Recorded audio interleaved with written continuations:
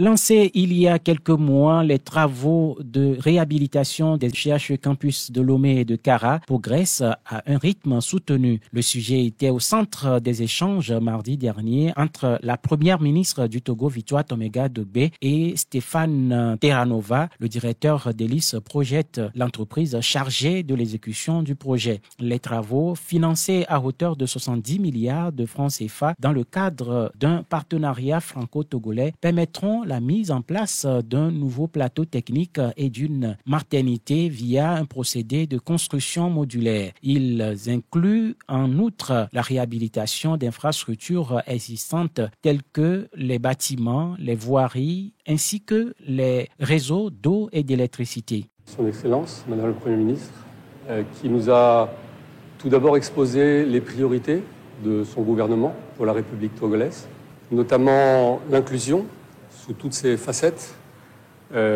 l'accès aux soins, comprenant toute la pyramide des soins, depuis les hôpitaux, centres hospitaliers universitaires, jusqu'à l'accès primaire aux soins, mais également la possibilité que toute la population puisse éventuellement, à travers des moyens digitaux, pouvoir avoir également accès à la santé d'une part, mais également un aspect fondamental qui est l'éducation.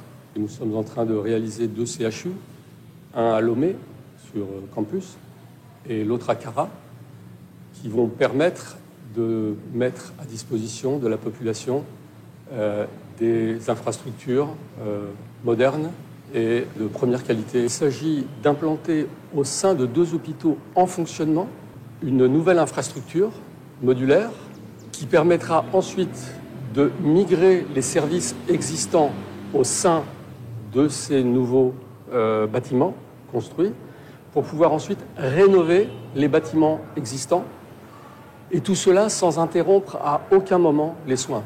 Donc vous voyez la difficulté logistique que cela présente et donc à Lomé, nous avons déjà avancé de façon significative dans la construction de ces bâtiments modulaires. Et nous sommes en train de commencer également à Kara cette phase. Les projets vont bien.